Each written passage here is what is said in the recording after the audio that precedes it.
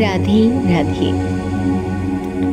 सबसे हम एक ही बात सुनते आए हैं कि एक ही आत्मा है और वही सब में विराजमान है। तो इस बात पर विश्वास करना थोड़ा मुश्किल हो जाता है जब ये कहा जाता है कि हमें किसी के दुर्व्यवहार को या उस व्यक्ति के कर्म को नहीं देखना चाहिए।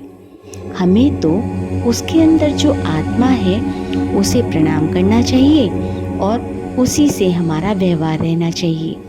यानी हमें किसी से नफरत या किसी से शिकायत नहीं होनी चाहिए। अब आप ये कहेंगे कि जब कोई व्यक्ति हमारे साथ गलत कर रहा है तो हम उसे भला अच्छी नज़र से कैसे देख सकते हैं? इतने पाप पड़ रहे हैं, इतना कुछ गलत हो रहा है, लोग इतनी लड़ाई झगड़ा कर रहे हैं, धोखा दे रहे हैं, तो भला एक ही आत्मा सब में कैसे पॉसिबल है? किसी ने यहाँ तक भी कहा कि कुछ समय पहले उनकी माताजी का देहांत हो गया है। तो जब वो कह रहे हैं कि मेरी माताजी तो मर गई, तो फिर जब एक ही आत्मा है तो हम सबको भी मर जाना चाहिए। तो ऐसा तो हुआ नहीं। फिर आप ये कैसे कह सकते हैं कि एक ही आत्मा सब में है? तब संत समझाते हैं कि आपने 10 घड़ों में पानी भरकर छत पर रखा और जो पूर्णिमा की रात को चंद्रमा का जो छाया यानी प्रतिबिंब कितने दिखेंगे आपको? जितने घड़े वहां रखे हैं उन सब में वह प्रतिबिंब दिखाई देगा या नहीं? पर आपको तो पता है चंद्रमा तो एक ही है, पर यहाँ तो जितने घड़े हैं उन सब में वह प्रतिबिंब दिखाई दे रहा है। अगर उनमें से आप एक घड़ा तोड़ दो तो क्या बाकी के 9 घड़ों में वह दिखाई नहीं देगा चंद्रमा की छाया? या बाकी के 9 घड़े भी आप फोड़ डालो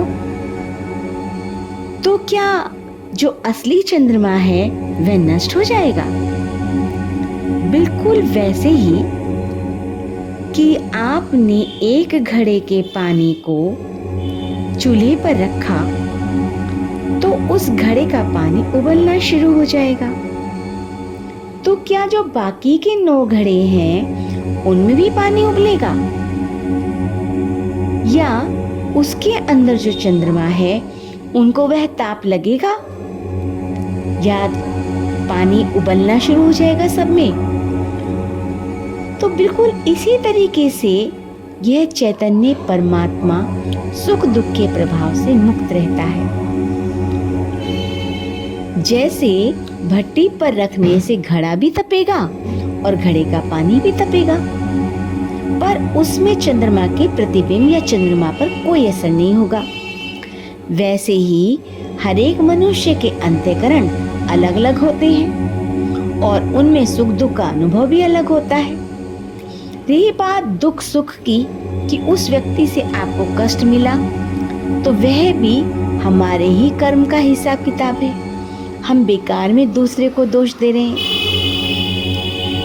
उनमें सब में दुख सुख का अनुभव अलग होगा, परंतु उन सब का परे साक्षी चैतन्य परमात्मा इन सब प्रभाव से अलग रहता है।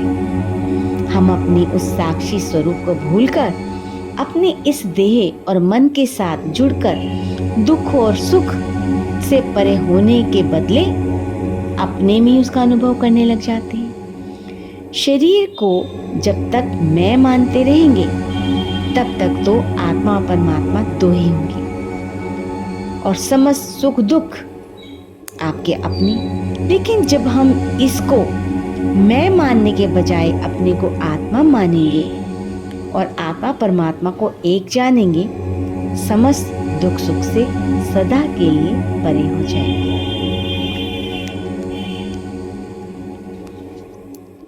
जब हमें ब्रह्म ज्ञान हो जाता है तब दूसरा कुछ जानने के लिए कुछ भी शेष नहीं रहता।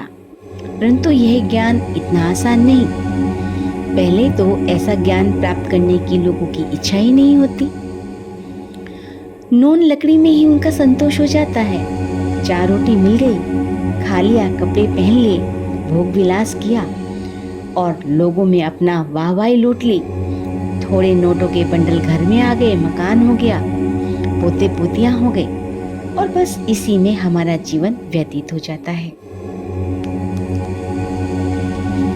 कुछ लोग तो इतना अपने घर को सजाते हैं कि जब भी कोई उनके घर आता है तो वे हर चीज़ की कीमत बताते हैं। यह मैं विदेश से लेकर आया, ये मेरा जापान से आया, ये नटराज की मूर्ति मैंने इतने हजार में खरीदी, ये ड्राइंग रूम में जो पेंटिंग टंगी है ये मैं विदेश में जो था वहाँ पे लाखों की लेकर आया। और भी ना जाने उस पे जो कुछ होता है वह उसका पूरा बखान करता है और उसी में वह गौरवान्वित होता रहता है कि देखो मैंने कितना कमा लिया और कितना मेरा रुतबा है और इतने लोग मुझे जानते हैं, मैं विदेशों में होकर आया हूँ, मेरी इतनी बड़ी नौकरी है और भी ना जाने क्या क्या। भोग तो भोगे नहीं गए, भोगों ने हमको भोग डाला।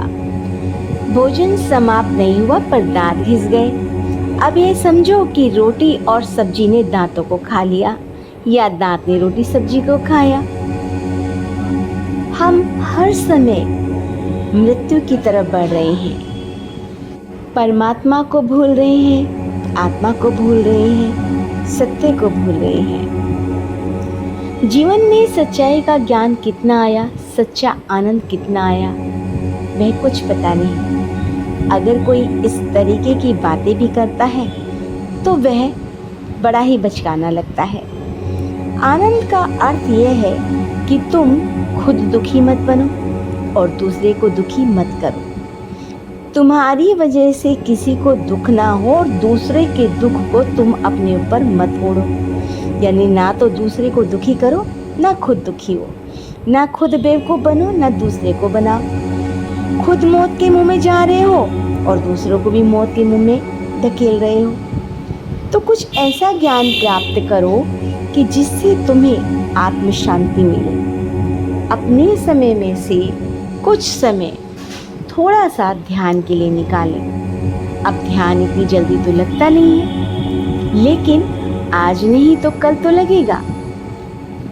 आपको भजन कीर्तन सब जगह मिल जाएंगे, आप ताली बजा बजा के वहाँ बैठेंगे भी और आपकी निगाहें भजन में ही है या फिर कहीं आपका मन चला गया, तो उसके लिए आपको प्रतिदिन 10 मिनट 5 मिनट जिससे भी शुरुआत कर सकते हो, थोड़ी देर ध्यान में बैठने की आपको करनी होगी। आप अपने श्वासों पर सबसे पहले नियंत्रण रखेंगे कि सांसों की तरफ आपका पूरा ध्यान जाए। किसी ने कहा कि गुरुजी हमारा ध्यान नहीं लगता, हम क्या करें, ये हमारे बस की बात नहीं है।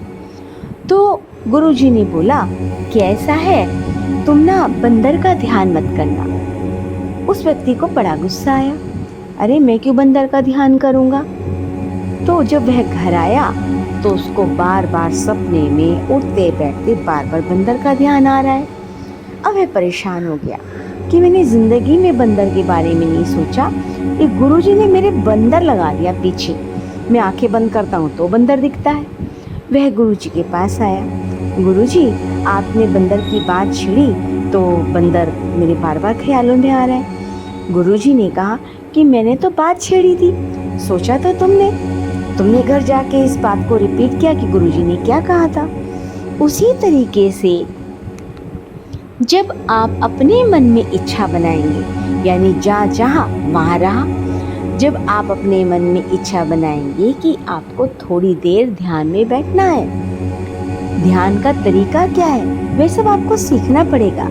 आंखें बंद करके बैठ गए और पता चला जितने विचारों के हिचकोले आप खा रहे हैं कहीं से कहीं पहुंच गए, तो आपको ध्यान की पद्धति सीखनी भी चाहिए। भले ही आप 5 मिनट बैठे, 2 मिनट बैठे, शुरुआत आपको कैसे करनी है? शुरुआत सिर्फ इतनी ही करनी है कि पहले आप मंत्र पर ध्यान दें, मंत्रों का उच्चारण करें, देखें ध्यान भटकता है क्या।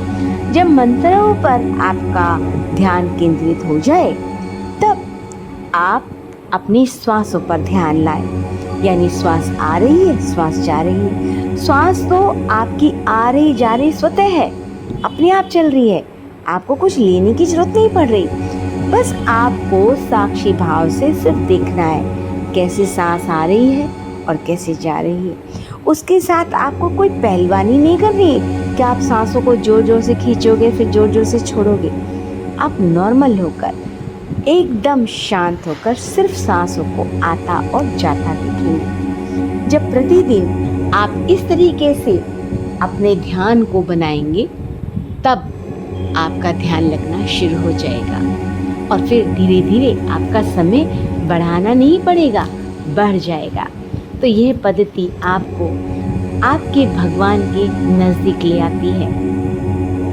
मंदिर जाते आते लोग आपको बहुत दिखाई देते हैं, परंतु मंदिर में होने के बावजूद भी आत्मा और विचार कहीं और भटकते रहते हैं। उसी को बांधने के लिए आपको 5 मिनट 10 मिनट ध्यान में बैठना पड़ेगा। तो जितना नज़दीक हम भगवान के होंगे, उतना ही नज़दीकी हमारे ईश्वर के पास हो जाएगी। और फिर दुख का तो कोई नाम नहीं। जब हम आनंद स्वरूप के साथ में होंगे तो भला हमें दुख किस बात का होगा। तो ये है दुखों से छुटकारा पाने का सही और सरल उपाय। राधे।